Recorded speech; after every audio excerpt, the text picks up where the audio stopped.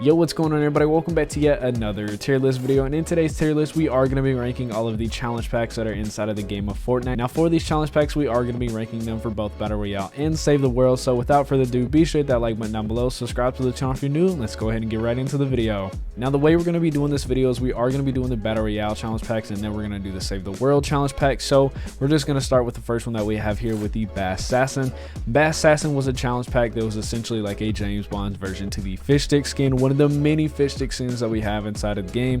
Wasn't really too big on this skin. I do kind of like the theme of it, being that it came out in chapter 2 season 2, basically a spy season, so this wasn't a bad challenge pack, so I'm gonna be honest with this one and give it a B. Moving on to Breakpoint. Breakpoint was a challenge pack that came out in season 10 of chapter 1. This was essentially like a kind of glitchy version of the Waypoint skin. Really loved this skin, especially when it first came out. Used it a ton, and I mean a ton. I really did love this skin, so I'm gonna be honest in Breakpoint, and it's going to be, I'm gonna say an S tier. I'm gonna be honest. Breakpoint, in my opinion, was really good, so I'm gonna have to definitely give it an S tier. Up next for Derby Dynamo. This was a challenge pack that came out in chapter 2 season 3.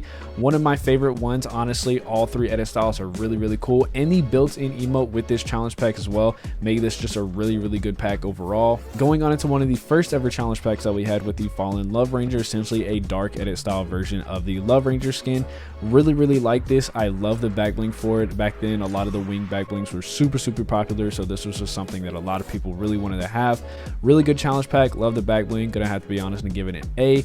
Going on into the Inferno challenge pack, really love this skin. Unfortunately, this is probably the only challenge pack in Battle Royale that I do not currently have. I really hope that they come back out with it, since they've brought back a lot of these other challenge packs. I'm really hoping that they bring this one back. So with Inferno, I really do like it. This skin is a far better version of the wildcard skin and looks absolutely amazing. So for Inferno, we're gonna have to give it an A. Moving on into Lyra. Lyra was one of the more recent challenge packs, and this was actually a fan-made skin. Some of these more recent challenge packs that Fortnite has done have actually been fan designed, which is really cool, and I hope they continue to do this. But for Lyra, it had a really cool secondary edit style, one that reminded me of the kind of overtime edit style that we got for the Sidewinder skin from the chapter 1 season 8 battle pass.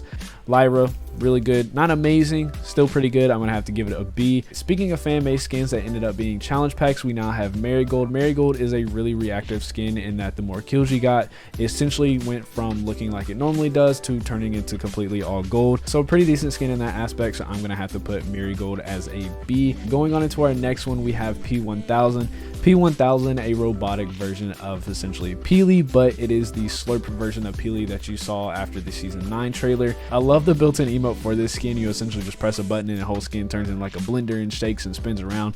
So I really like that aspect of the skin. I'm not a big fan of Peely stuff. I really am not, but for this one, I'm gonna have to cut it some slack and put it honestly as an A. Going on into our next one, we have the Shadow Ruby skin. Shadow Rubies was, for a short period of time, was a PC exclusive challenge pack. I know that really doesn't make too much sense, but there was a glitch where console players can get this as well. But nonetheless, this is honestly, once again, a far better version of the typical Ruby skin. Really like this skin. I use it a lot. Being that it wasn't anything too unique, I'm gonna be honest here, I did like the skin.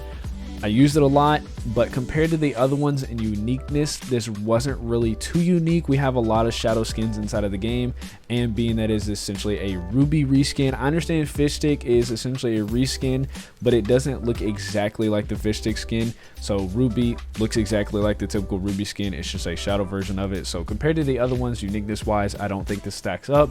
Going on into our next one, and I'm pretty sure this is the last one that we have down here before we get into the Save the World one. So we have Vox Hunter. Vox Hunter is the most recent challenge pack and came out in chapter 2 season 7. Unfortunately, this skin, it has styles to it, but they're only reactive styles, and you can't select and go back and forth between them. If you were allowed to do that, I honestly would rate this skin a lot higher than what I would. I'm gonna have to rate it as a B because I do like the look of this skin. I think it looks very unique.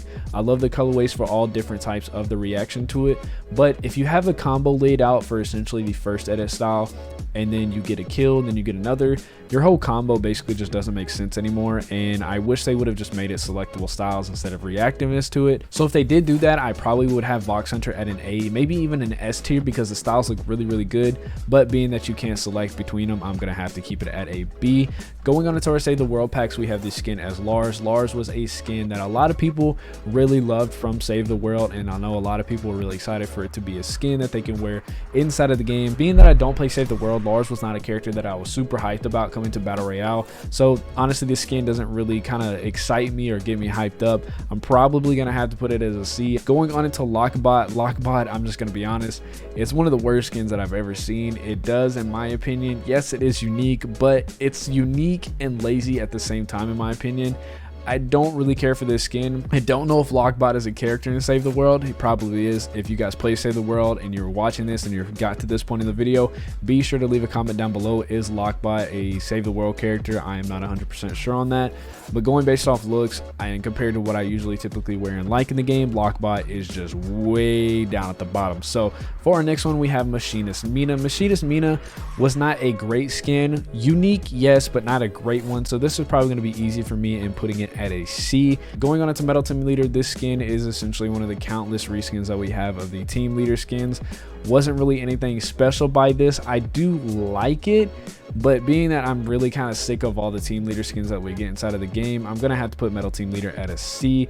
Going on into Powerhouse, I love the looks of this skin. I just don't like the bulkiness of it. That is probably the only reason why I didn't get this skin. I love the looks of it because it really reminds me of one of the early mocks of an Iron Man suit, so I think it looks really cool in that aspect of it. I'm gonna have to be honest and give Powerhouse a B. Going on into Robo Ray, this is one of my favorite challenge pack skins that are inside of the game. It really reminds me of Rodney Copperbottom from the Robot movie. If you know what I'm talking about, please leave a comment down below. I'm probably gonna have a picture up right next to this to show a comparison of what I'm talking about, but these skins look almost identical. So I love the looks of this skin, and I did use this quite a bit when it first came out. So Robo Ray is definitely gonna have to be in the A. And last but not least, we have the skin as Samurai Scrapper. This is actually one of the challenge pack skins that I regret not getting. Looking back on it, this was actually a little bit more unique than I thought it was at first, and I think it does deserve a little bit more love than I gave it originally. So I'm gonna make up for it and give it an honest opinion, and I think Samurai Scrapper deserves to be an 8. That is going to be it for today's video. Be sure to leave a comment down below. What would you rate or change anything up in this tier list if you would have any changes to be made?